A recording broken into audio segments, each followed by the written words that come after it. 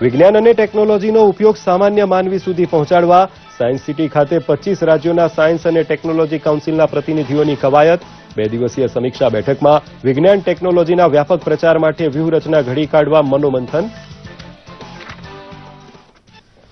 સમગ્ર દેશમાં સાયન્સ અને ટેકનોલોજીનો વ્યાપક પ્રચાર થાય અને છેવાડાના માનવી પણ તેનો ઉપયોગ કરતા થાય તેવા ઉદ્દેશથી કેન્દ્ર સરકાર દ્વારા દરેક રાજ્યમાં સાયન્સ અને ટેકનોલોજી કાઉન્સિલની સ્થાપના કરવામાં આવી છે. આજે અમદાવાદમાં સાયન્સ સિટી ખાતે દેશના બધા જ રાજ્યોની કાઉન્સિલની 2 દિવસીય રિવ્યુ મીટિંગ શરૂ થઈ છે.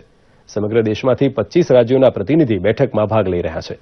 Department of science and technology Bharat સરકારના વડા ડોક્ટર નીરજ શર્માએ દૂરદર્શન સાથેની વાતચીતમાં કહ્યું કે આ કાઉન્સિલ એક સ્વતંત્ર બોડી છે અને કેન્દ્ર તેમજ રાજ્ય વચ્ચે સારા સંબંધ બનાવવા કડીરૂપ છે. આવનારા દિવસોમાં કેન્દ્ર સરકારના સહયોગ દ્વારા વિજ્ઞાન અને ટેકનોલોજીને વધુ લોકો સુધી પહોંચાડી શકાશે. इन काउंसिल्स का मुख्य उद्देश्य होता है कि वहाँ के लोकल इश्यूज को, वहाँ के लोकल चैलेंजेस को आइडेंटिफाई करना और technological solution, science and technology solutions provide करना.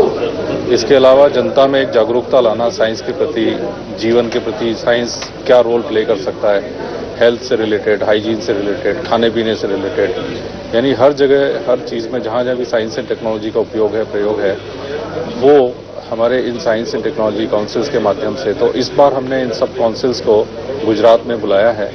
तो लगभग 25 से ज़्यादा स्टेट्स इसमें शामिल हुए हैं और हम सबको स्टेट्स को अब सुनेंगे और उनसे पता लगाएंगे कि इन स्टेट्स में किस किस तरह की समस्याओं को इन्होंने SNT, साइंस एंड टेक्नोलॉजी के माध्यम से सॉल्व करने की कोशिश की है.